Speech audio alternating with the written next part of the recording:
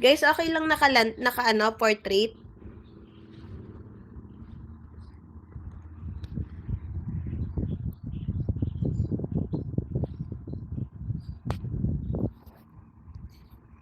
Okay lang kung nakaganito?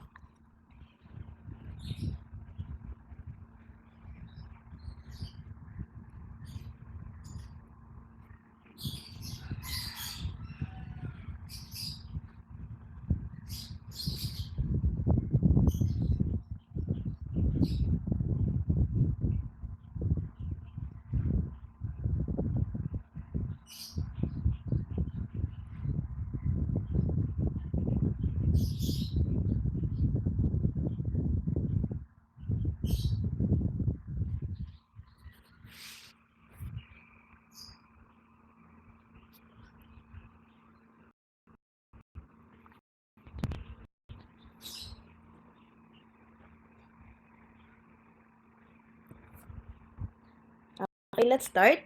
So, ang magiging discussion natin today is all about the CRDR. Okay, yung ating first half ng ating discussion. So, computed and digital radiography. Okay? So, when we say computed, ibig sabihin, yung radiography natin, we use computer as a medium doon sa processing na image. Okay? Though, sa digital radiography, it's also the same.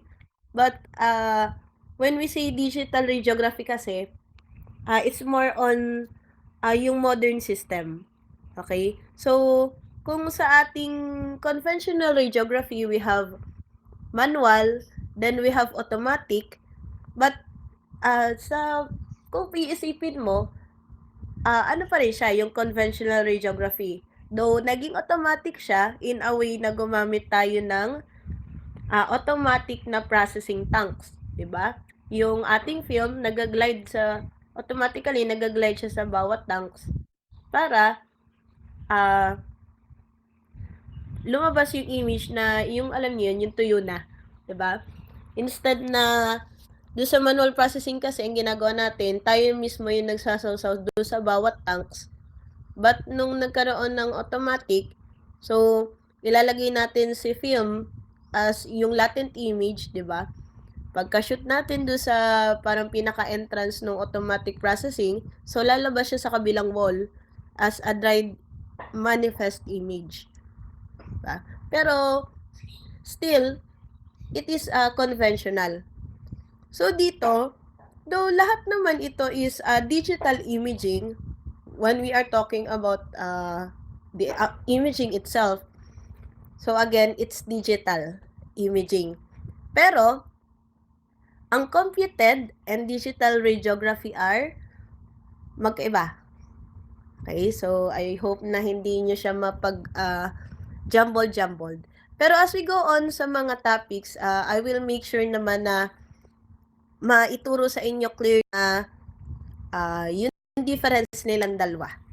Okay? So, yung evolutionary radiography, so, it is really fascinating kung babalikan natin kung paano nag-evolve ang medical imaging. Okay, we've moved from a purely physical, chemical process to one that is almost entirely driven by data, electronics, and network systems. Diba? Simula pa lang, yung field of radiography, so nag-undergo siya talaga na remarkable transformation since its early days. Okay? Yun nga, film-based chemically, intensive process. Tapos, now, meron na tayong iba't ibang system like yung computer radiography na yung ating cassette, iba na yung internal components and we process it digitally. Okay? And meron na tayong, after several seconds, we have yung output, which is yung nakalagay sa monitor na yung actual image. And we have much modern, wherein we have several detectors, the flat panel detectors, na once na ma-expose natin yon, for example, we perform a chest x-ray. So, after several seconds, Meron na agad, lalabas automatically sa monitor. So, wala na tayo nung tinatawag na another medium for processing. Talagang automatic na once exposed, so lalabas siya sa screen. So, that is the digital radiography. And yung progression na yon, guys, it reflects not only yung technological advancement, but also yung continuous effort to improve the image quality, the diagnostic accuracy, and of course, yung workflow efficiency. And overall, as much as yun nga, we are working efficiently, makakapagbigay tayo ng maayos na patient care. Okay? We will be able to cater as much patient as possible. Okay? So, balikan natin ng konti yung conventional. Pag sinabing conventional, guys, yun yung sinaunang process wherein ang recording medium natin ay yung film. Okay? Again, conventional radiography is an analog imaging process. Okay? So, yun ay nagre-rely entirely doon sa physical hardware. And of course, yung yung chemical reactions, like yung pagpaprocess doon sa developer, sa fixer, and para makapag-produce tayo ng hard copy, yung tinatawag nating manifest image. Once na ma-develop siya, yung images na yon, hindi na siya pwedeng ma-alter. Kung halimbawang sunog yung, for example, napasarap ka ng pagsiset ng KBP. So, ibig sabihin, pag medyo mataas yung KBP than usual, especially kung 15 ang increase niyan, 15%. So, ibig sabihin, dinoble mo yung density. Okay? So, once na na-develop mo yan, though may mga slight tweaks like, pwede mong bilisan lang yung babal sa developer, pero, yung overall image kasi niya, talagang kita mo yung difference. Okay? So, again, once na ma-develop siya, yung images ay hindi na pwedeng mabago. Okay? And making the process less flexible than the modern digital methods. Diba? Ganun si conventional. Sorry, medyo ano pa to, yung tira ng lagnat ko last week. Medyo may maririnig yung mga commercial, ubo in between. Mabawi ako next week. Medyo okay na yung boss ko siguro. I hope na okay na. Okay. So, sa conventional, guys, so meron tayong mga key components. Example, yung cassette. Sa loob ng cassette, di ba, ang laman niya is the film itself at saka yung intensifying screen. Okay? Yun yung pinaka-core ng imaging system natin. As for the image formation, of course, when the X-ray pass through the patient, then tumama siya sa intensifying screen. Yung intensifying screen natin, regardless of its component, either siya ay rare earth o yung calcium tungstate, it will emit light. Okay? And yung light na yon, it will interact do sa silver halide crystals in the film and effectively painting the latent image onto it. Though yung latent image na yon, it means invisible pa siya. And in order to transform it into a manifest or visible image, diba, sinasubmerge natin yun sa chemical developers and sa fixers. And yung wet processing step, so it is very critical to reveal the details captured during the exposure. Okay? And afterwards, after patuyuin nyo ng ilang minuto, so meron na tayong actual image and i-reflex natin yun dun sa pinaka-view box. Okay? So ngayon, kung halimbawa ang iyong image is underexposed or overexposed, so yung patient will undergo repeat X-ray, which what will happen? So, increased radiation exposure and of course, delays diagnosis. Hindi naman natin pwede sabihin sa radiologist na, Dok, pagtyagaan nyo na po yung kuha ko. Diba? So, kakagulo kayo ng radio. Okay? But, nung nagkaroon nung existence ng digital radiography, so talagang napakalaki ng electronic shift. Okay? So, sa digital imaging, guys, so na-transform niya yung radiography by converting the X-ray energy into electronic signals. Okay? So, it enable us to have use of copy viewing on computer monitors instead of relying on chemical film. Okay? So, dito na rin pumapasok yung teleradiology, wherein pwede na nating kahit hindi present na radiologist natin, kung nasang lupalop man yan ng mundo, so we will be able to send the image, and kung emergency yan, so 'di ba, pwede mag-reply yung doctor natin ASAP. Okay? And also, one of the benefits of digital radiography, kasi 'di ba yung ating film, ilang years lang ba itatagal niyan? So 5 to 7. So depende pa sa processing mo.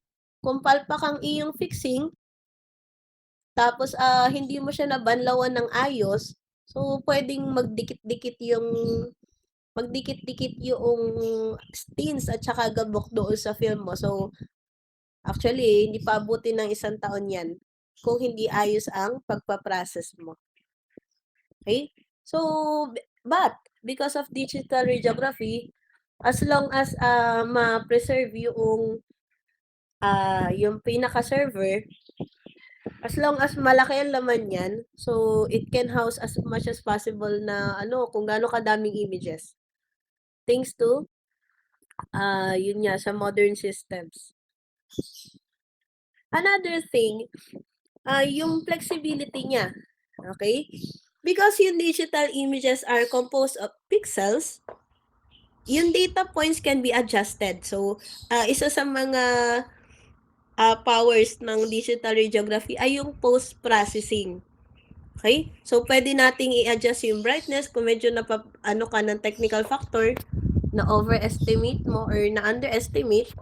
So, pwede mo i-adjust manually yung brightness, yung contrast, and also, since siya ay image na pwede mong i-zoom, so kung may present na hairline fractures doon sa, for example, sa ribs, so maa-appreciate siya ng todo. And kung halimbawang may problema sa collimation mo, so pwede mo pa siyang makrop without requiring the patient to undergo additional X-ray exposure. Okay? So imagine kung gaano kagaan yung naging workflow and patient safety. And for storage and transfer, yung images, it can be stored on servers. Okay? So yung servers na yan, tinatawag nating picture archiving and communication systems. Okay? It allows us instant access, sharing, and syempre, remote interpretation worldwide. Diba?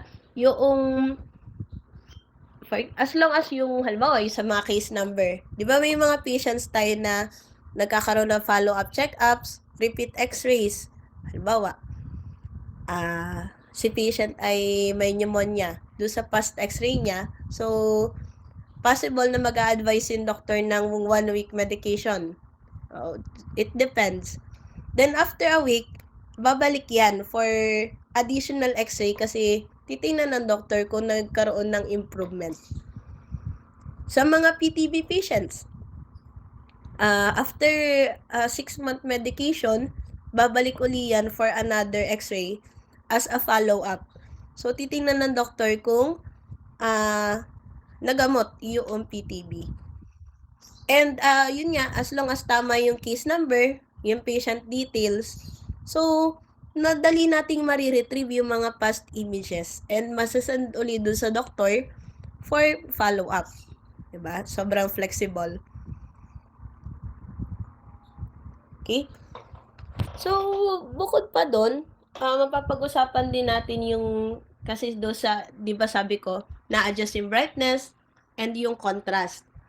So, sa sa conventional radiography, since narrow yung latitude, Ibig sabihin, kapag narrow yung latitude, ibig sabihin narrow yung tinatawag nating margin of error. So, ano ba yung margin of errors na yun? So, I am talking about the shades of gray. Diba? Sa pag sinabing high contrast, guys, diba, isa siyang yung white na region at saka isang black na region. But habang bumababa yung tinatawag natin na contrast, 'di ba? Nagkakaroon tayo ng iba't ibang shades of gray. Okay? So doon nagkakaroon ng several limitations. But because of wide range ng digital radiography, so pwede mong mahabol kasi malawak yung values niya. Okay? So yun yung isa sa mga advantages. Now, pag-usapan natin ng bahagya, yung difference ng CR at saka ng DR. Okay? Huwag niyong ma-confuse yung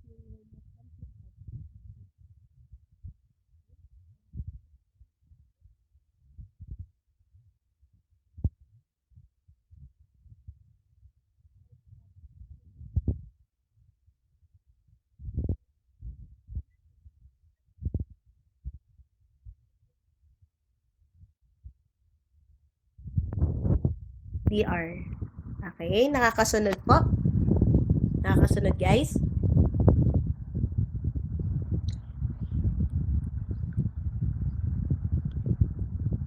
Okay. Again, pag digital imaging, anong tinutukoy ko?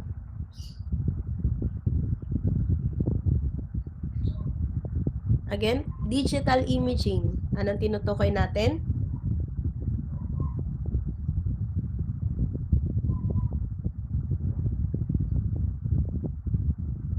Both. Okay? CR at DR. Pero, pagka sinabi ko ng digital radiography, so iba na siya. Okay? Kasi meron tayo CR na computed radiography and DR. Pero actually, ang pinakatamang term dyan is direct digital.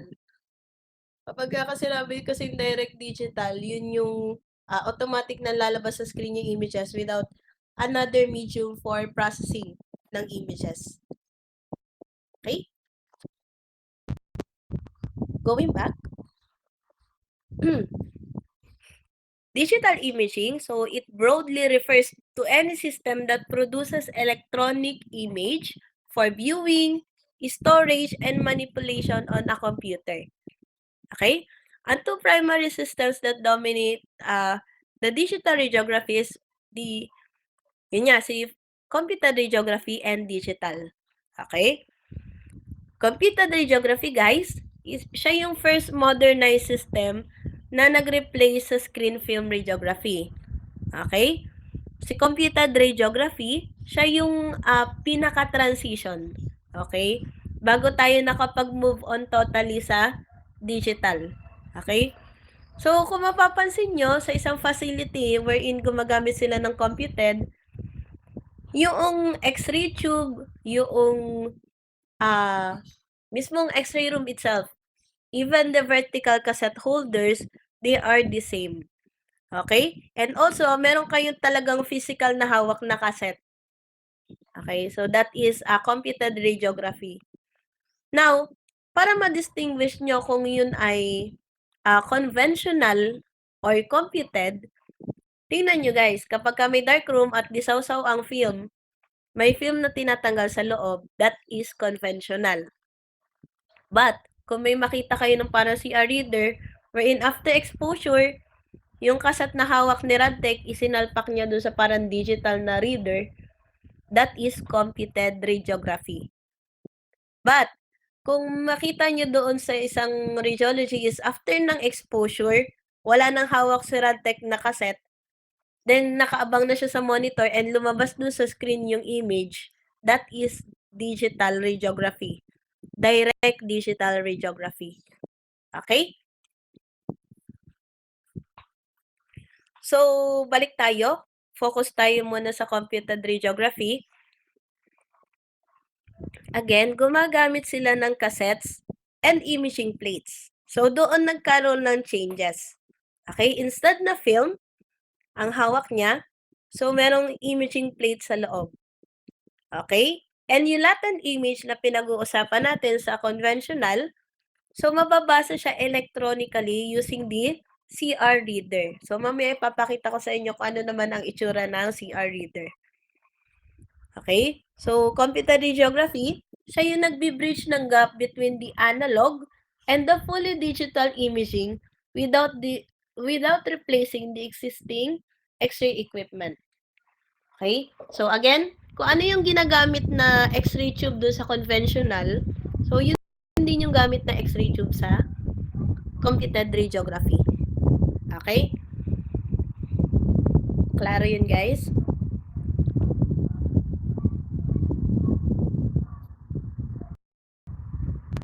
Next is the digital radiography. Okay? Siya yung successor ng CR. Okay? So, they are offering cassetteless imaging. Okay? Kapag cassetteless na, it is digital. Okay? And ang gamit natin, instead of cassettes, we have flat panel detectors. Yan. So, mini-minimize niya yung mechanical components like yung image receptors and cassettes. Wala na siya nun. Okay?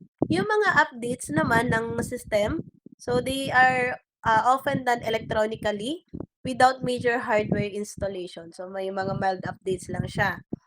And also, it produces near instant images kasi once na ma-expose mo yung flat panel detector, yung katabi niya monitor, nandun agad yung image. So, near instant images talaga.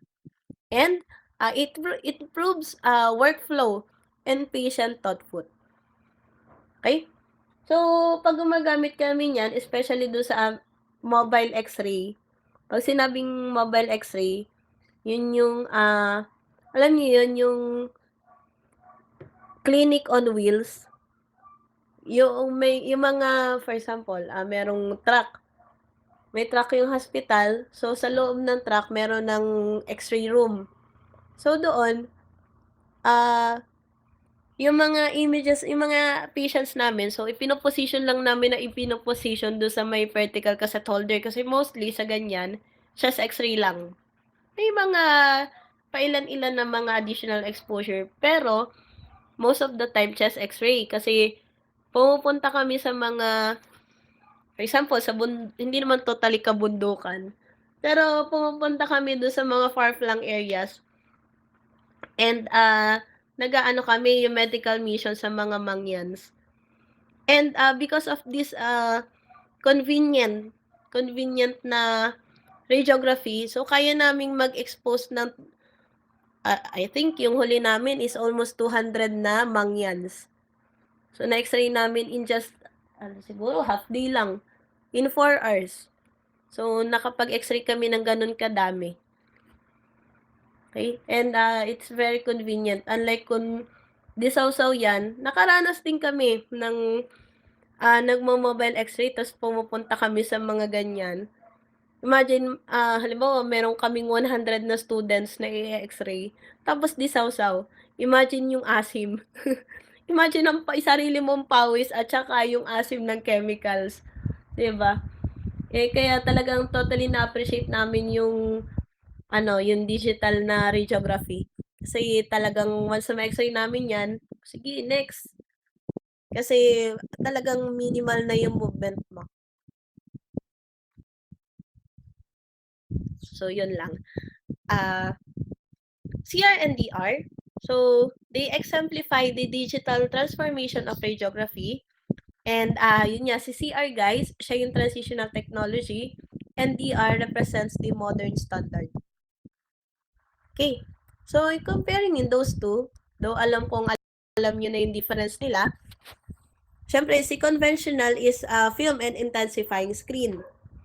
Si digital imaging, we have digital sensors and detectors. Okay? Sa processing, kahit yan ay automatic, chemical pa rin. So, wet. And sa digital imaging, of course, computerized. Pwede rin kami mag-produce ng film. So, we have a laser printer. Pero film ang lalabas dyan. And instant pa rin yung images na may i-provide. For storage, kung yan man daan-daang film, so meron kayong mga malalaking cabinets diyan na ini-store yung mga films. So galingan niyo ng pag-file kasi pwede niyo ma-misplace yung record ni patient. And kung sa ano naman, sa digital, we have servers and cloud storage. So, kung may hahanapin tayong patient, itatype lang natin yung data niya and boom, we have images. Sa post-processing, of course, none kasi permanent ang image. But sa digital imaging, it's very high. Diba? Pwede nating ma-zoom, ma-adjust yung contrast, and kung si hypersthenic patient, kinunan mo in landscape, so diba, ang dali lang ma-rotate. Okay? And also sa speed. Sa conventional radiography, meron kaming naging technique kasi kapag manual yung pang manual processing yung ginamit mong chemical, talagang abutin ka ng siyam-siyam. So, ang ginawa namin, sira na kasi yung aming automatic processor that time. So, ang ginamit namin, yung chemicals mismo na automatic processing. Kasi mas mabilis siya unlike do sa manual. Kasi di ba more on chemical forms talaga yung mga for automatic processing. So, ang ginawa namin, yun yung nilagay namin sa mga tanks. And it really takes seconds bago makapag-develop. Okay, seconds pa rin. Pero mabilis. Wag lang talaga, lalo na pag bago salin yan, so di ba ang taas ng activity niya. So, hindi ka pwedeng magmuni-muni habang nagde-develop kasi masusunog siya. Okay? And sa digital imaging, seconds kasi automatic na magpa-flash siya sa monitor once na ma-process. Mapa-digital man yan or gumamit tayo ng CR reader. Okay? It is only seconds. Okay? So, yung shift sa digital didn't just make things faster, but it made diagnostics more accurate. Okay? So, si radiologist kasi, siya mismo kaya niyang timplahin yung gusto niyang contrast para masatisfy siya. So, makikita niya yung subtle difference in tissue density by adjusting the digital contrast. Okay? Something that was impossible doon sa static sheet of film. Diba? Sa kasi, sa conventional, kung ano yung na-provide mo sa radio, so yun na yun. Okay? So, kaya minsan na radiologist ay triggered. Kasi pagkapangit kumuha Arantec, so wala na, patay na. Okay? So, balikan natin ng konti yung history. Okay? Actually, medyo na-develop na siya ng mid-1800s. Okay? Yung early foundations ng storage phosphor technology. Okay? Around mid-1800s, so yung photostimulated luminescence effect, so nagamit na siya as early as, yun nga, mid-1800s to convert invisible radiation. Though, hindi pa ito na-apply clinically. Okay? So, noong mga panahong ito ay study pa lang talaga siya. Okay? So, ito yung nag-mark ng earliest conceptual roots ng storage phosphor technology na later magagamit sa CR systems. Okay? Then, in World War II, 1940s, so, nagamit na siya in military application. Note, military applications pa lang. Okay? So, paano siya nagamit? Doon sa infrared stimulable storage phosphor na ginagamit sa mga night vision cameras. Okay? Yung infrared scene, so they are imaged onto previously energized na storage phosphor detector na nagkakos ng release ng visible light. Okay? So, it creates a replica ng invisible input. Okay, so yun, yung first application ng storage phosphor. Then, pumasok na 1950s, so yung birth ng teleradiology. Okay? Ang naka-develop nun is si Albert Hutras. Okay? Bago pa nag-exist ang internet,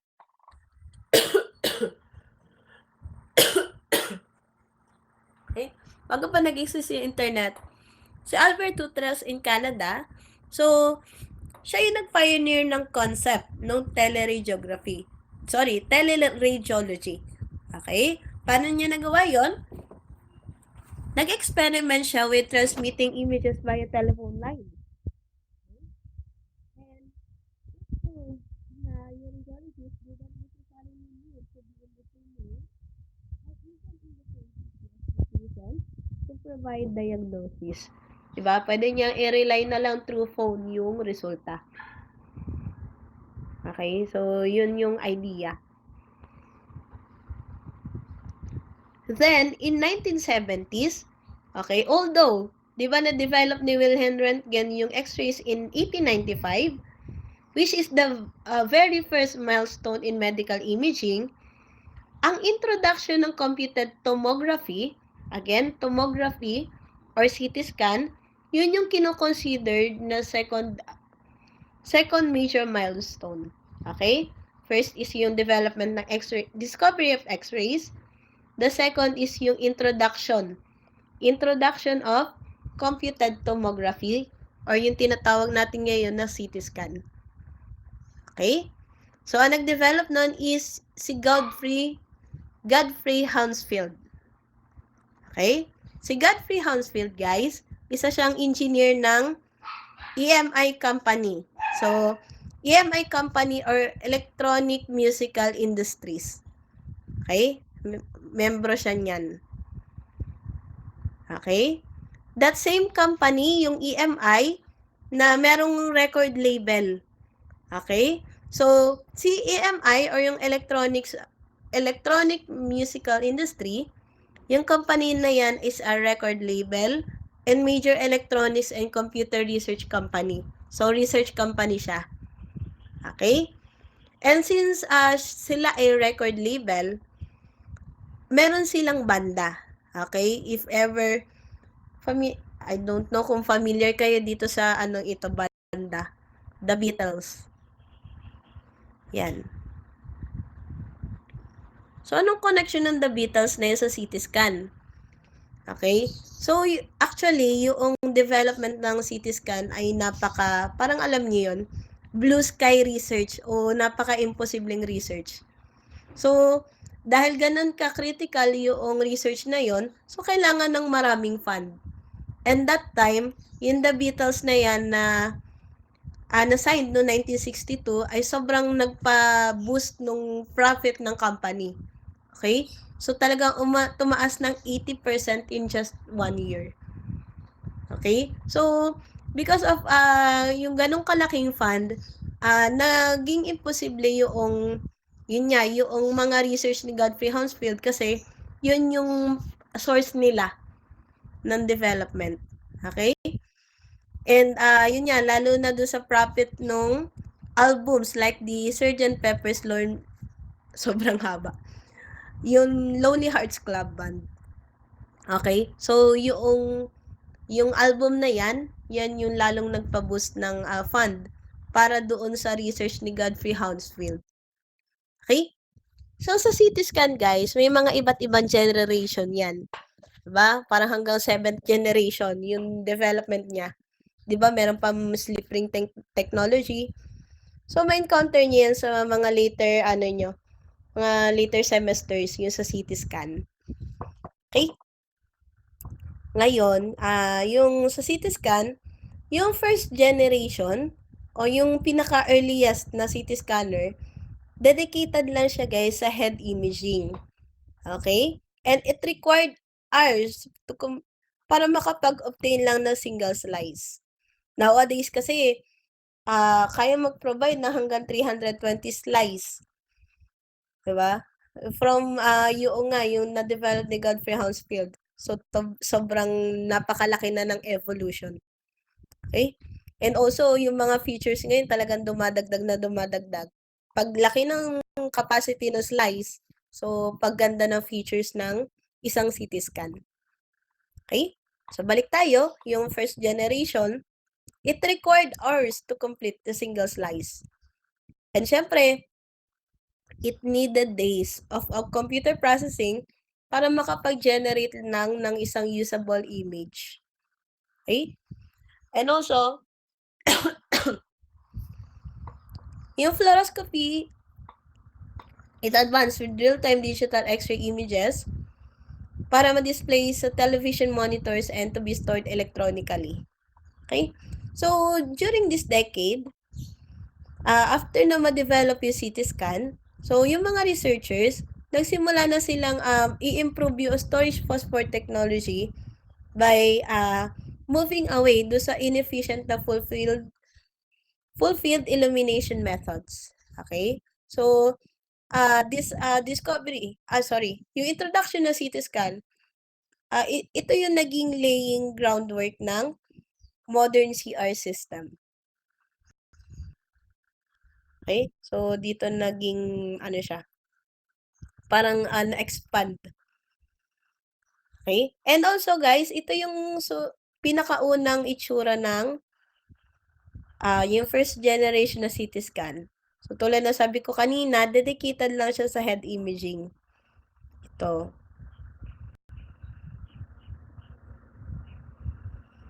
Tapos, tinan nyo, sobrang laki pa ng unit niya. Ngayon kasi, yung pagdami ng slice, ang liit lang nung liit lang nung gantry. Okay? Next ay nung early 1980s. So, na-expand pa lalo yung digital modalities. So, doon na pumasok yung MRI ni Paul Lauterbur. Okay? So, nag-start yun noong 1973. So, si MRI, na-enable na niya yung details of tissue imaging without the ionizing radiation. So, anong gamit niya? Yung magnet. Okay? And, from there, yung digital imaging was now fully established in clinical practice through CT and MRI. Okay? Early 1980s yon.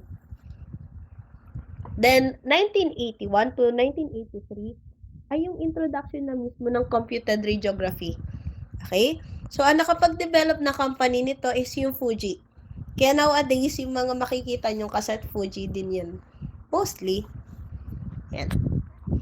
So, si Fuji, so first niyang nagkaroon ng medical debut ay dun sa US noong 1983. Okay? And despite being digital, yung images, guys, piniprint siya in a laser printed film. Okay? Kasi nung mga panahon na yan, yung radiology, syempre, hindi pa sila, nangangapa din sila. Okay? Doon sa bagong transition. Okay, so ang ginagawa nila, yung dry na film, so yun yung i-flex nila sa mga negatoscopes.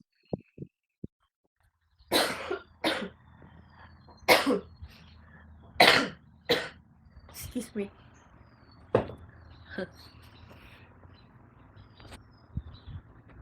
Nakakasunod lahat?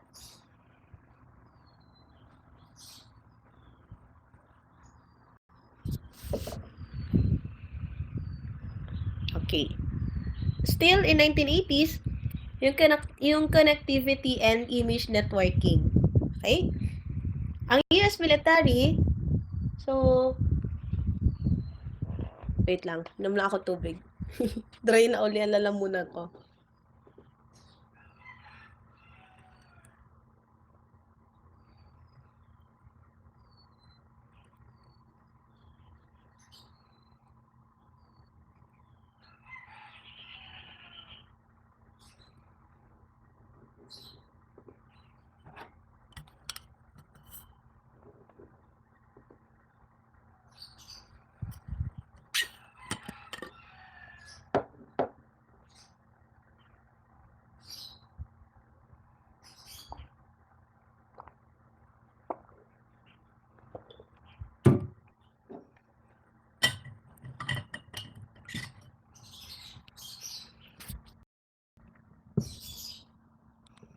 Okay.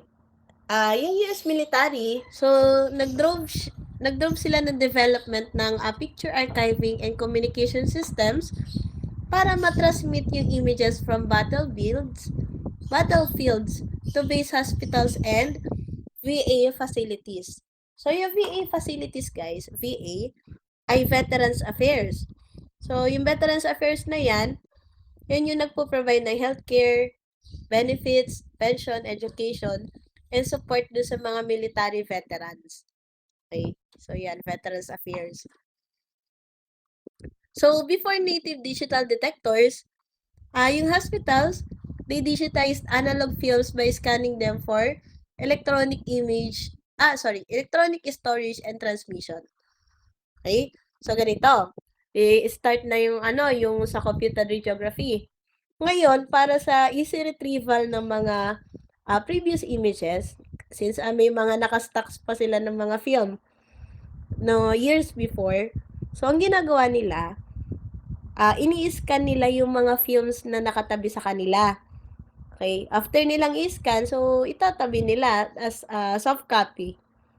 Okay? So, yun yung ginawa nila para mas mapabilis pa yung transition. Kasi hindi naman pwedeng dahil computer radiography na, tapon na yung mga past na films.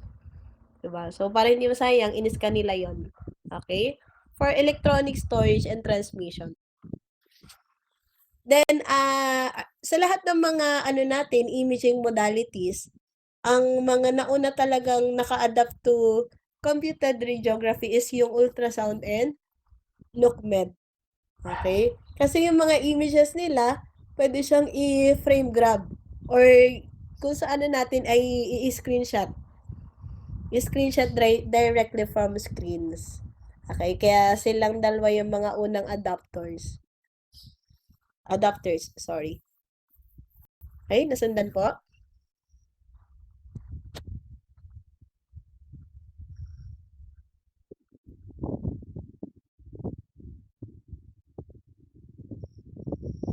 Now, ito yung mga historical adoption ng CR reader.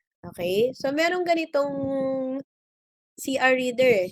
Okay? Ito ay for high volume. Okay? Kung makikita nyo guys, 4 na simultaneous na cassettes ang kaya niyang basahin.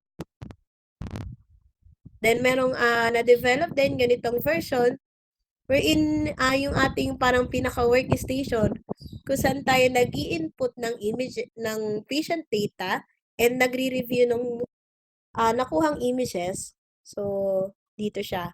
Naka-embed na yung computer sa CR reader mismo. Then, yan. Ito din. Mga unang designs ng CR reader.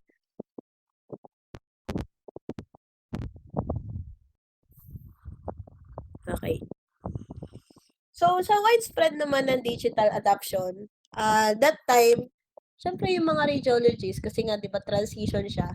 So, nag-iintay sila. Okay, wait and see approach sa CR.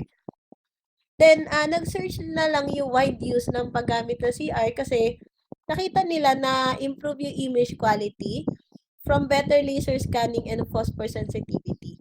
Okay, much better than conventional. And of course, lower cost kasi yung X-ray rooms, na-adjust natin ng mas maliit kasi hindi na kailangan ng dark room and hindi na kailangan ng wider space for storage ng films. Okay? And also, integration with the expanding PACS systems. Okay? Madami nang nag-a-adapt at gumagamit ng ganon na hospital. Okay? So, around early 1990s, so progressively napalitan na o na-replace lalo na sa mga like sa Amerika. So na-replace na nila mostly ang screen film radiography. Okay? And sa lahat ng imaging modalities, kung ultrasound at saka NOCMED ang una naka-adapt, mammography ang last. Kasi sa mammography guys, ang ginagamit natin, though film ang gamit noon, ang ginagamit natin is yung direct film. Familiar? Diba pag sinabing direct film, iba yun yung cassettes na walang intensifying screen. And dahil walang intensifying screen, so yung ating kuha mismo doon sa mammogram is exactly as it is. Diba? And yung mga ganun kasi kapag walang intensifying screen, mataas sa radiation, pero sa usapan kasing spatial resolution, maganda siya. Okay? Kaya, totally na-appreciate yung mga soft tissues ng mama.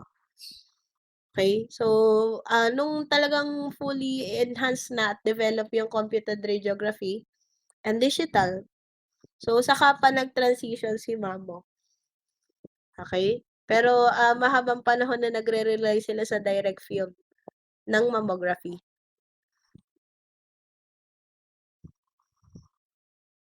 Okay? So, that's it doon sa history. Okay?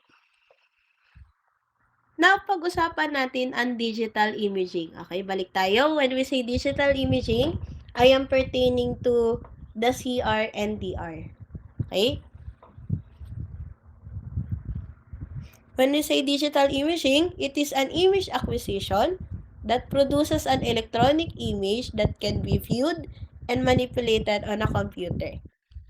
Also, sa digital imaging, we have analog to digital converters. Pag sinabing analog to digital converter, so it is part ng system, ng digital system, wherein si computer kasi guys, ang language niya is number. Diba? To be specific ay yung binary, which is yung 1 and 0.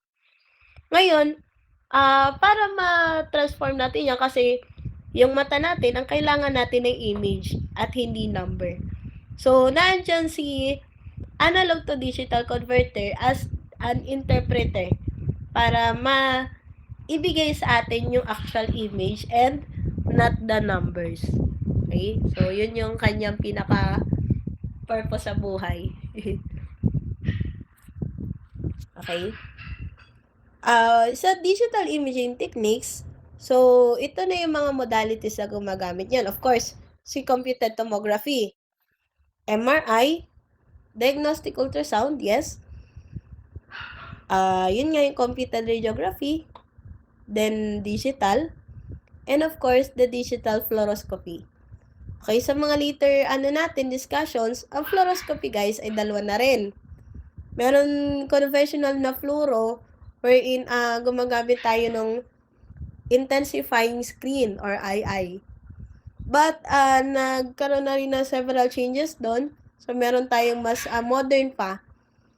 Kaya siya tinatawag na digital fluoroscopy kasi ang gamit na niya is a flat panel detector instead na intensifying screen. Okay? So, mas high-tech. Yan. So, digital fluoroscopy. Okay? Going back sa computed radiography. Okay, so, kung pangmamasdan nyo, so yung definition niya guys is cassette-based. Okay? Meron pa rin siyang cassette, pero siya ay digital radiography. Okay? So, it served as the crucial bridge between the old world of chemical film and the new world of digital data. Okay? It allowed the hospitals to upgrade to digital imaging without having to replace their existing X-ray rooms and equipment. Okay? So, kahit dito sa Pilipinas, mostly, kasi medyo pricey pa rin ang DR. So, karamihan pa rin ngayon, meron pa rin computed radiography. Ay, yun pa din ang ginagamit nila. So, ang processing guys, so we have storage phosphor. Okay, so ano ba yung storage phosphor na yon? Okay, so yun guys yung nagtatrap ng electrons. Okay, unlike doon sa mga silver halide crystals na para doon sa conventional film, sa CR, we have storage phosphor. Okay? And guys, instead na film, ang cassette natin, ang laman niya is photostimulable phosphor plate. Okay? Or in short, imaging plate. Okay? So, again, iba na yung laman. Sa latent image naman, when the X-ray strikes the plate, yung phosphor material, so tinatrap niya yung electrons. Okay? And yun ay, for now, after na exposure, siya ay latent image pa rin. Okay? And it creates a hidden image stored as electronic energy rather than chemical change. And yun na, meron na tayong latent image. So, para ma-convert yan into manifest, so hindi natin isasawsaw, guys. Ang gagawin natin, ilalagay natin siya sa CR reader.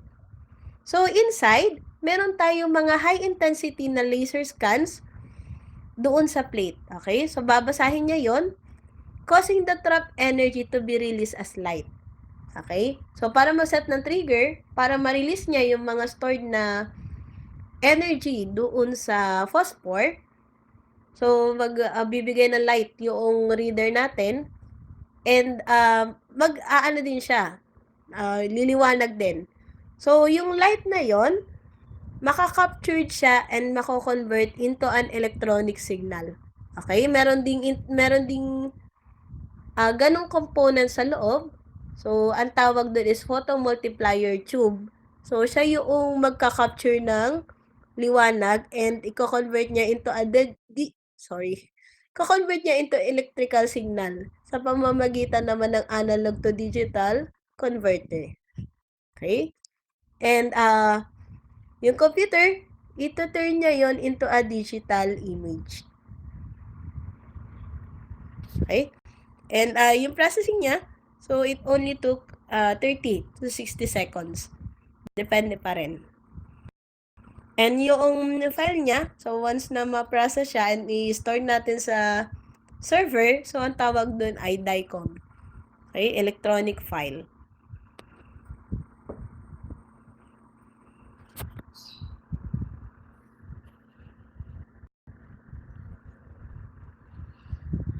Okay, next is digital radiography. Any questions po kay computed radiography? Any questions or clarification? Malinaw po ba yung discussion natin? Malinaw naman?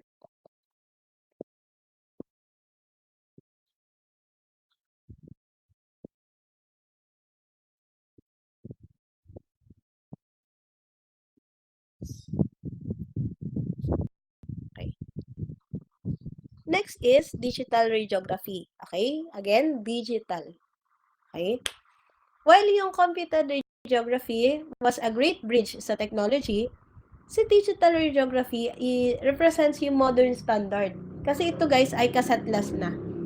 So, instead na may bitbit si Ratec na carrying plate, yun nga, may bitbit siyang plate papunta sa reader, yung detector, siya ay built na directly magko-convert nung mismong captured image papunta na dun sa ating monitor. So, ipino-provide niya instantly.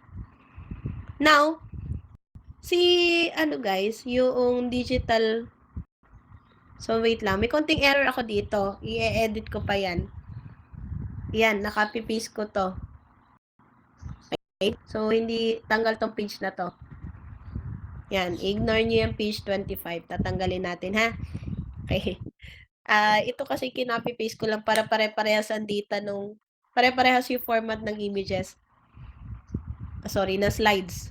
Kaya siya ina-copy ko. Pero hindi kasama yung page 25. Okay. Ito guys, ang slightly confusing. Okay? Kasi guys, ang digital radiography, meron ding dalawa. Okay? Nahahati din siya sa dalawang klase. Okay? Ang difference nilang dalawa is yung material nung detector. And syempre, yung process na rin mismo. Pag-usapan muna natin yung indirect capture. Okay, again, indirect. So, paano naging indirect? Ang digital nga is, diba? Wait lang. Konting commercial. Sino to?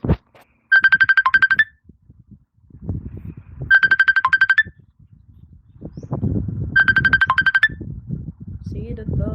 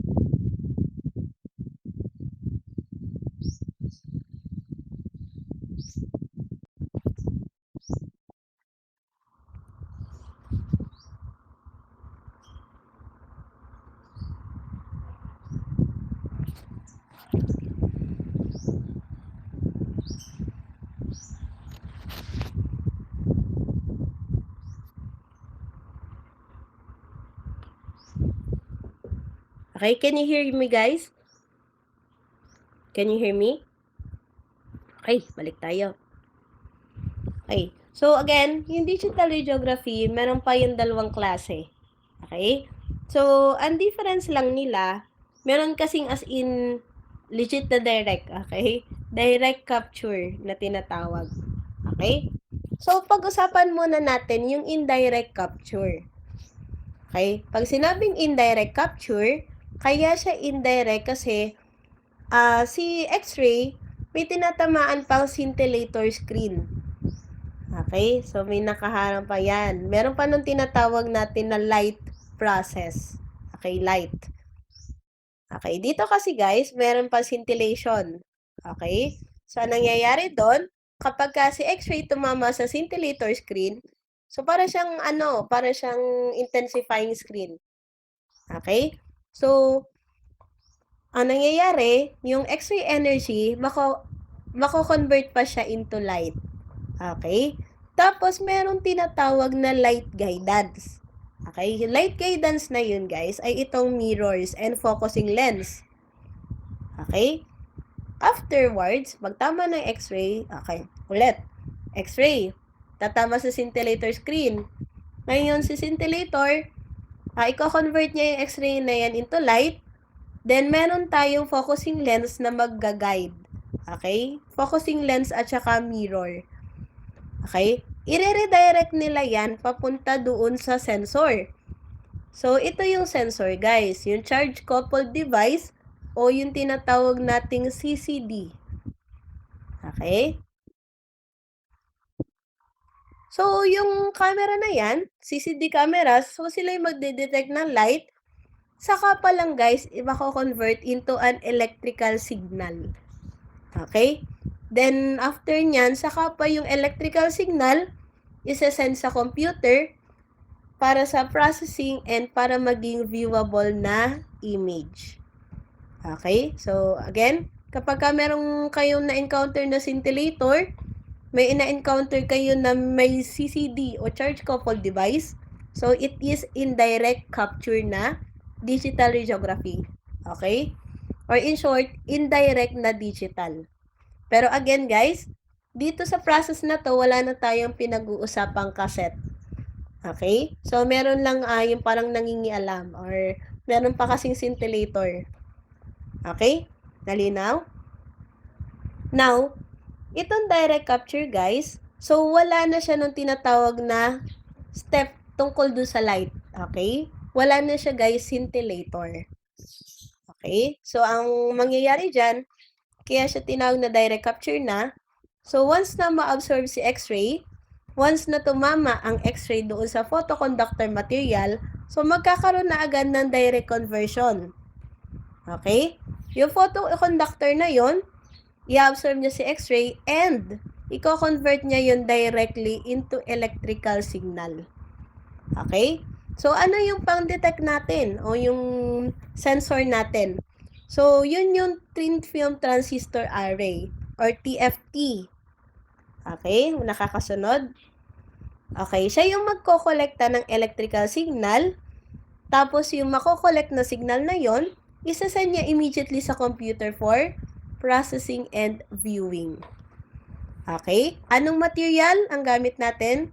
Amorphous selenium. Okay?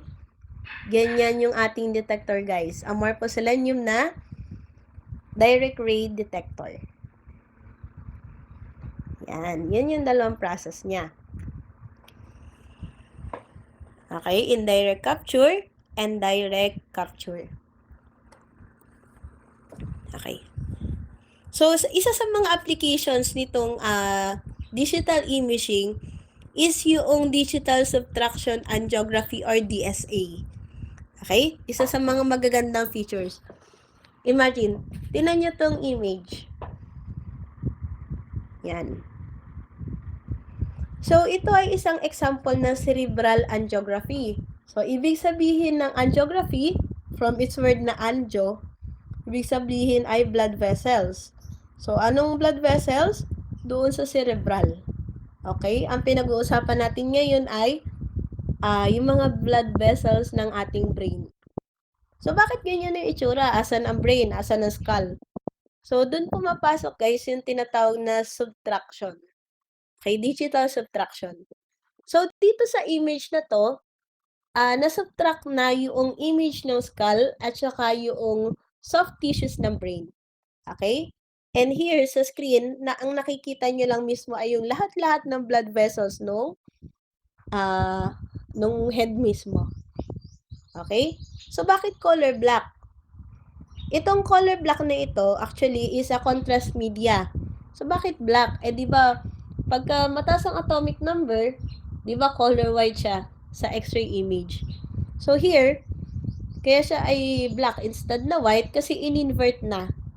Okay? Yung ina-anticipate natin na color white dapat sa usual na X-ray image, kasi in-invert na siya, so, yun ay magiging black, and the rest ng area ay color white. Okay? Pero pwede nyo rin, kung hindi nyo gusto yung ganyang kulay, so pwede nyo siyang ibalik as it is. Na yung white ay yung blood vessels, then the rest are black. Okay? Pero, mas ma-appreciate mo kasi siya sa ganitong inverted kasi, tinan mo, kahit kaliit-liit ang lines ng blood vessels, actually, capillaries na to, is totally appreciated. Diba? Digital subtraction angiography. Okay? So, kaya siya na-subtract. So, dito nga sabi, siya ay breakthrough because it allowed the computers to subtract the bone and soft tissues from the image. Okay? So, it only leave us the blood vessels filled with contrast media. Okay? So, ito ay resulta ng high resolution na CCD and TFT detectors na ginagamit natin today. And for this process, pwedeng ang gamitin nating modality is fluoroscopy. Okay? So, pwedeng i-invert and meron siyang DSA na feature. Okay? Though po, meron din ganito sa CT scan. Diba? Bongga.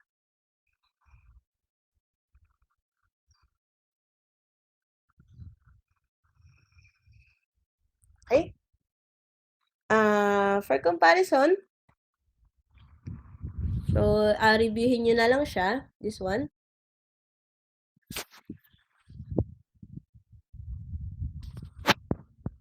Ang conventional film, actually, yung imaging room nitong dalawa, the computed and conventional is parehas. Okay? Walang naging changes doon. As in, ang nagkaroon lang ng changes ay yung mismong laman ng cassette at saka yung processing ng images into a manifest image. Okay? Yun lang yung nabago. Though sa digital radiography, para mas suitable, kasi may mga X-ray machines na ang maganda kasi is ceiling naka-embed sa kisame. Okay? Kasi itong mga ganito is ano na din eh, pwedeng combine siya na fluoro, tabletop na fluoro at saka yung mismong usual na X-ray. Okay? So may mga slight modifications na sa digital. Okay? Sa receptor, we still have a cassette and film sa conventional. Pero sa computed, we have cassette and phosphor plate. Sa digital radiography, guys, we call this a flat panel detector. Okay? Meaning, no cassette. Ang gamit na natin, guys, is, again, flat panel detector. Yung latent image naman, diba, sa conventional, yung silver halide, so, nag-undergo siya ng chemical change due to developer.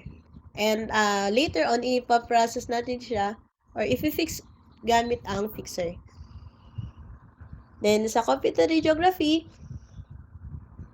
pwede tayong mag-provide ng hard copy as a film. So, ang gamit natin ay laser printer. Then, yung sa digital naman, instant na to. Okay, diretso naka-display sa monitors. Okay. Dito guys, sa usapang response, so ang pinag-uusapan natin dito ay yung shades of gray. So, linear, so kapag mamasdan nyo yung characteristic curve, yung shoulder and toe, so yung pinaka guhit niya, or yung ibig sabihin nyo sa shades of gray is non-linear. Then, sa computed and digital ay linear, ibig sabihin, they are giving us wide range ng margin of error or wide range ng shades of gray para matimpla natin ng ayos ang images. For contrast and density, okay, sa conventional ay control siya ng KBP, density is controlled by MAS. But, in digital imaging, meron tayong tinatawag na lookup table. Okay, yung lookup table na yon, it will serve as a map ng mga pixel values para siya mismo yung mag-i-interpret at magbibigay sa atin ng image. Okay? So, parang siya ay parang converter. Okay? And sa scatter naman, guys, syempre, sa scatter, isi-scatter, makaka-decrease siya ng image quality. And ito naman dalawa, sa digital imaging, they are highly sensitive kahit do sa mga low energy x-rays. Okay? So, kailangan careful pa rin tayo pagka nagtitimpla ng technical factors.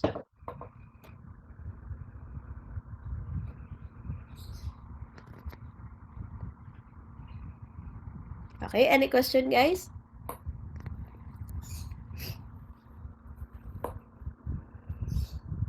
Malinaw naman yung discussion?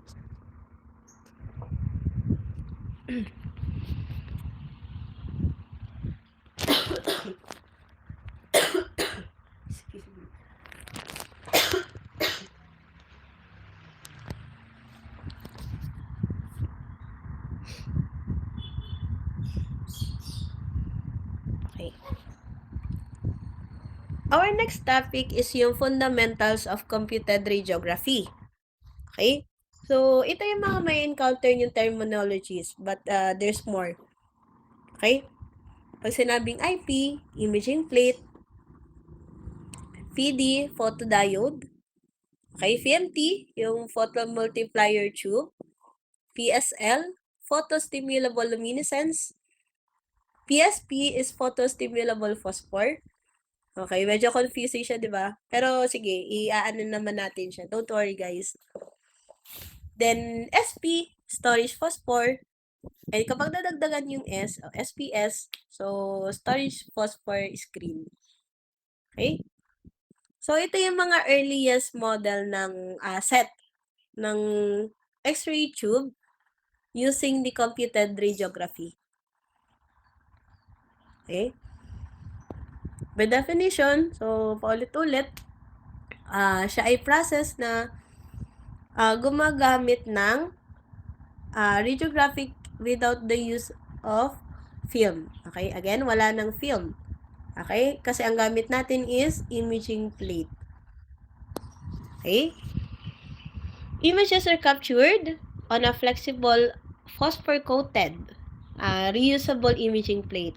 Okay? So, itong imaging plate na to, as long as hindi siya nagagasgas, hindi napapasukan ng gabok, or yung buong body ng kaset ay hindi nababagsak, so si imaging plate natin ay hindi napapagod. Okay? Kahit ilang libong exposures yan over time, hindi siya napapagod. Okay? Sana all. Diba? Yung images, they are exposed inside yung traditional na film cassette. Okay? Yung likod niya, guys, gawa siya sa LED screens para hindi siya magkaroon ng additional exposure dun sa imaging plate na nasa loob. Okay? And para ma-process siya, so may scanner tayo to produce additional image. And yung image na yan, because of post-processing, so pwedeng ma-enhance, pwedeng ma-filter, annotated, or pwedeng lagyan ng halimbawa, marker. Halimbawa, in-x-ray mo ng chest PA. So, itatype mo siya doon. Or, kinunan mo ng abdomen. So, kung supine yan, or nakahiga si patient nang kinunan mo ang tiyan, so, abdomen supine. Kung kinunan mo si patient na nakatayo siya, while obtaining the abdominal x-ray, so, ilalagay mo abdomen upright. Okay, yun yung annotated. So, pwede mo lagyan ng label. Okay? Pwede mong i-zoom. So, to check for fractures and other pathologies. Pwede mong i-measure. Okay? May mga ano na dyan, yung mga features like yung ruler. So, mame-measure mo agad kung cardiomegaly yan. And, syempre, because of PACS, so, pwede mong i-share yung mga image na nakukuha mo and, of course, i-stored. And, again, yung imaging plate natin can be erased and reused thousands of times. Okay? Hindi siya na-exhaust.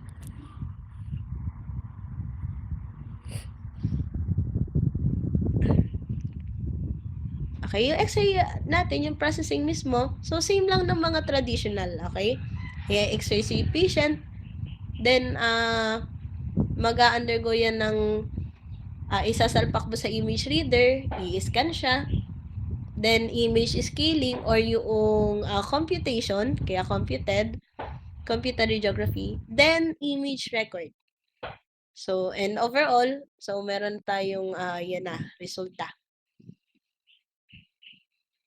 Okay? So, kung titingnan natin, iti-trace natin yung process niya nung yung conventional radiography. Okay, like this. Diba? Ang natanggal ay yung mismong pagre-reload ng cassette. So, hindi na natin pwedeng paltan yung laman ng loob unlike do sa film, di ba? Kasi si cassette, once na ma-erase mo na yan, habang nakasalpak doon sa reader, so wala ka ng problema. Okay? Wala na rin tayong papatuyuing films kung basa-basa man yan. Kasi soft copies yun, so wala na tayong, alam mo yun, problem doon sa mismong recording medium natin. Okay? And meron din provided na computers para ma-assess natin yung image kung pasado na ba uulitin bago natin isend sa server mismo para mabasa ng radiologist natin. Okay? So, yun yung nawalang process.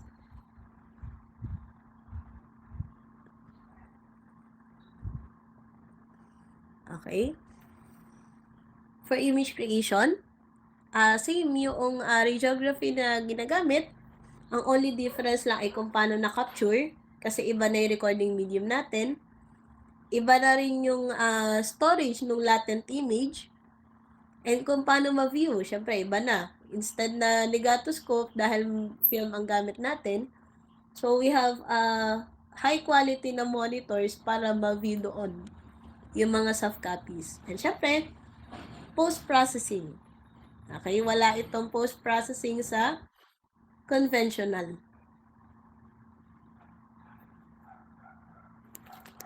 Okay?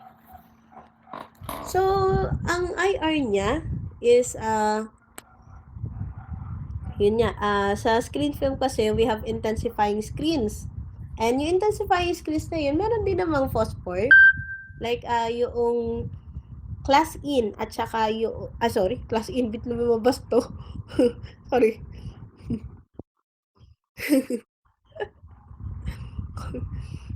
Okay. Okay, balik tayo. Ito, yung intensifying screen, so meron siyang phosphor. Like the calcium tungstate. So, yun yung sasabihin ko sana, biglang lumabas yung class in. Okay?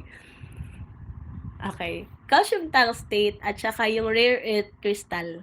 Okay? So, yun yung mga phosphors ng ating intensifying screen. So, they emit light in response doon sa X-ray interaction.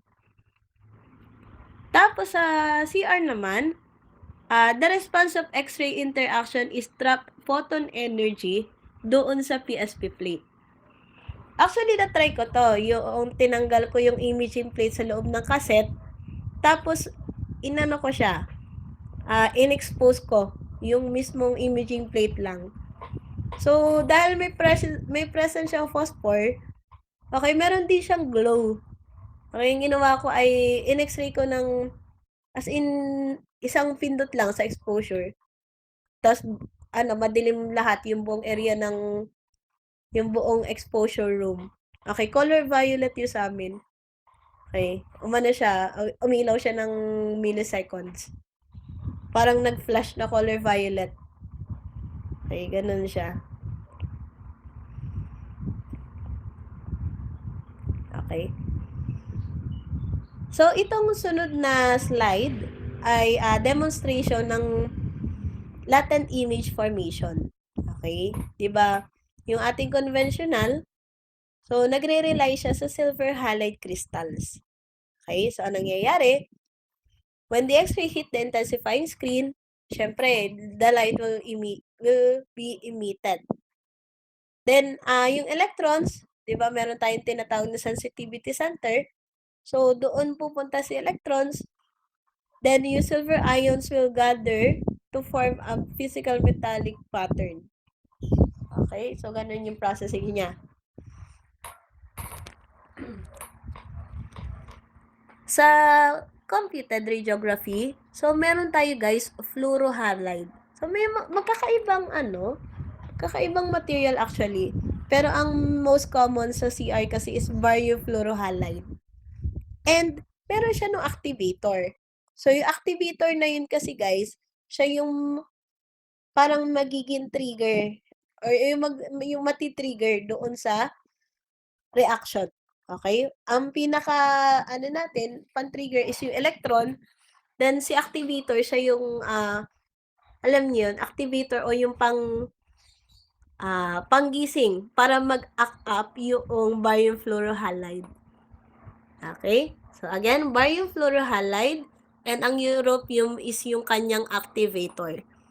Okay? It depends. Kung barium fluorohalide yan, so may another activator para sa kanya. Okay, ganun lang siya.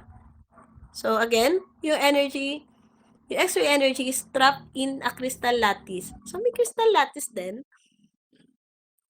Pero, para yun ay ma-process, so, meron tayong laser.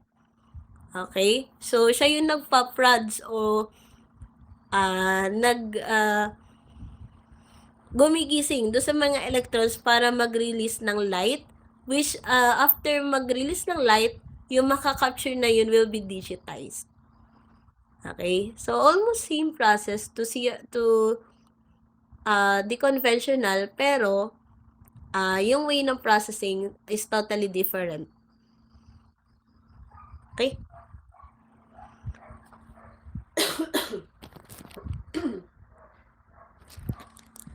Okay? Next is yung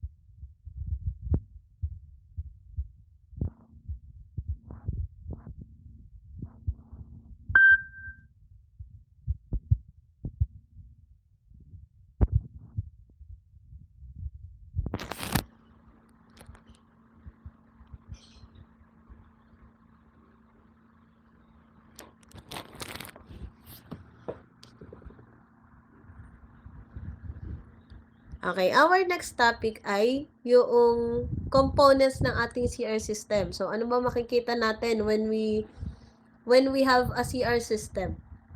Okay, so we have 5. Yung ID station, okay, doon tayo nag-set ng data ni patient. Then we have image preview station. Okay, yun yung separate monitor kung meron para doon naman sa reviewing ng images. Then yung cassette mismo as our recording medium. Then yung digitizer guys, digitizer ang tinutukoy niya dyan is UCR reader. And lastly is yung viewing station. Okay, kung saan nagbabasa yung radiologist natin. First component is the ID station. Okay, so depende sa capacity ng hospital or kung gaano kadami yung kinukunan nyo. So, meron kasing mga CR readers na tulad nung kanina, yung kayang magbasa ng sabay-sabay. Okay? So, yun guys, para hindi malito, merong specific na barcode para sa, halimbawa, for number 1 lang na cassette, meron yung mga typical barcodes para hindi nyo mapagpalit-palit. Okay? May barcode scanning. Pero kung wala naman, at yung, for example, ito, na isa-isa lang ang pag-run, so walang problem. Okay, pero in case na yung katulad nun na simultaneous yung development, so kailangan may barcode para hindi kayo magsala-sala. Okay? And also, for image preview and viewing stations, so, gumagamit tayo ng, after kasi nating i-expose si patient, so meron na tayong actual image, so ina-assess natin yon kung okay na ba sa paningin natin bago natin ipasa sa radiologist. Okay? So, i-check na natin agad kung pwede na ba yan or kung kukuha pa ng panibagong image. Okay? So, kaya kailangan meron tayo separate computers para sa preview. Okay? So, pagka gano'n na ina-assess natin, ang tawag doon is quality control. And a viewing station naman, yun na guys yung for final interpretation. So, yun yung doon sa radiologist na reading station. Tapos guys, yung monitor na ginagamit natin dito ay hindi yung typical na monitors, yung ginagamit natin sa desktop. Okay, kailangan active matrix liquid display. Active matrix LCD. Okay? Yun yung gagamitin natin kasi yun, ano siya, when it comes to brightness, ay even, at saka, mas clear yung mismong kuha ng actual image, unlike do sa mga typical na monitors lang. Okay? Still, it depends sa availability nung ganun sa isang hospital. Okay? Also, yung capabilities nito. Since tayo na yung nagka-quality control ng mga images natin, so pwede nating bago isend sa doktor, tayo na magtimpla. Okay? Ang tawag doon is window leveling. So, yung way ng pag-adjust ng brightness and contrast, so ang tawag doon sa ganung term, o yung pag-adjust na yon, so ang tawag again is window leveling. Okay? So, wait lang guys, i-window leveling ko lang bago isend. Okay? So, yun. So, in short, titimplahin nyo muna bago isend. Next na component ay yung CR cassette. Okay? Yun nasabi ko naman na kanina, ang itsura niya ay kaparehas lang ng conventional radiography cassette, pero mas lighter. Kasi yung mga older films na, older cassettes namin, bakal talaga yung corner nun kasi kailangang ayos yung parang pinakapagkakalak. Kailangan light tight ang cassettes. So, talagang heavier yung niya, mga latches. So, ito naman, mas simple yung body niya. So, kaya, bukod sa, gawa siya sa yung durable plastic, lightweight talaga siya. Kasi kung papansin nyo, walang mga bakal. Except dito sa gray parts. Okay? So, pwedeng gawa yan sa LED. Or, ayan, thin sheet ng aluminum. So, it still absorbs X-ray. Okay, so again, depende doon sa cassette na mapurchase nyo kung ano yung nasa likod niya. But aluminum will do.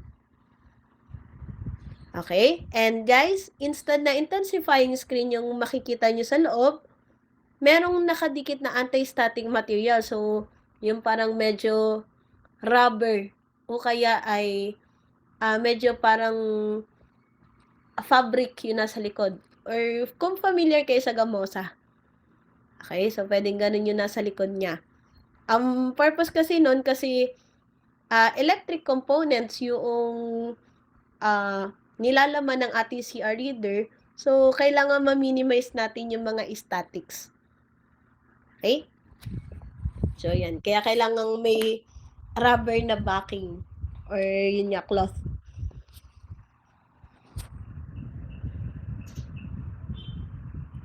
Next ay yung PSP plate o yung photostimulable phosphor plate. Okay? Then, tinatawag din yun guys na imaging plate. Okay? Kamukha siya ng screens na nakikita sa conventional screen, film screen. Pero ito guys ay gawa sa photostimulable phosphor. Okay? And they are processed like daylight processor. Ang daylight processor guys, ang tinutukoy natin dito ay yung automatic.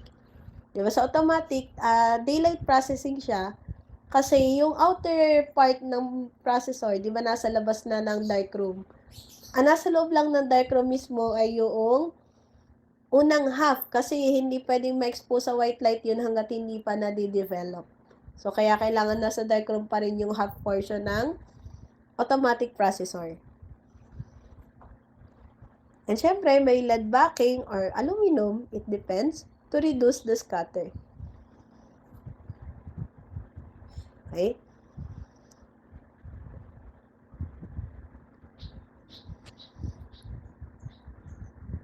Sa imaging plate naman, okay, yung instead of emitting light immediately when exposed to X-rays, so, meron niya siya nung tinatawag nating PSP, yung special property niya of way, na yung pag-i-store niya ng X-ray energy in a latent form, na marirelease lang once na ma-stimulate siya ng laser mula doon sa digitizer. Okay, ganun yung processing niya.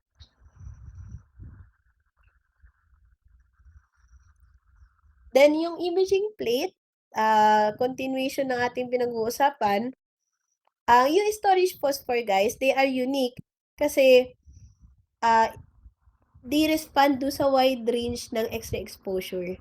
Okay, again, yung latitude na yon, it gives us flexibility in selecting X-ray technique and takes care yung under and overexposure kasi, again, napapost-process natin. And regardless of exposure, the image can be displayed correctly. Imagine kung sobrang ganyan na yung features niya, tapos nakapalpa ka pa rin ng timpla sa X-ray. So, masakit yun sa ulo. Diba? So, as a result, because of these features, talagang napaka-minimal na ng retakes. Okay? So, ito yung internal components nung CR reader natin. And i-explain ko to sa, or probably next week.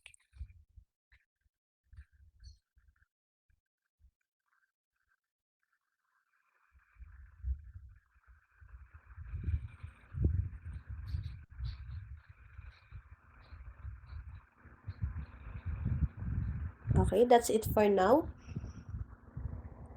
Siguro, bibigyan ko muna kayo ng konting time muna to rest. Tapos, proceed tayo doon sa sunod na topic natin. Yung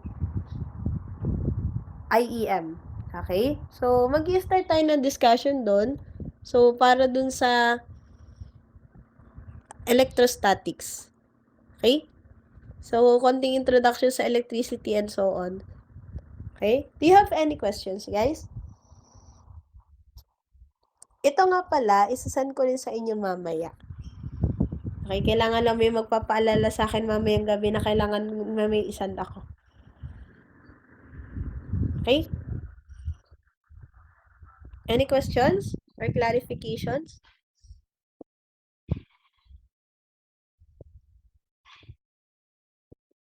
Okay. So, see you mamayang 4, tama? 4 tayo?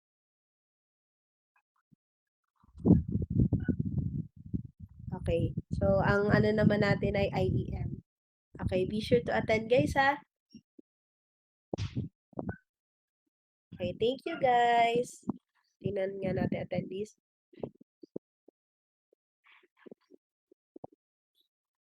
Yeah.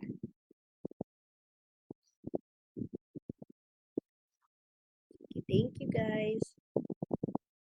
Parang sobrang dami ng info eh. So, anuhin natin yun. Konti-konti lang.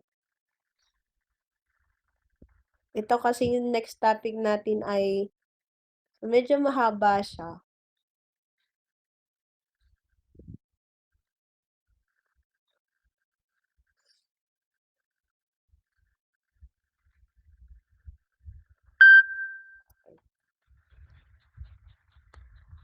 Okay, thank you.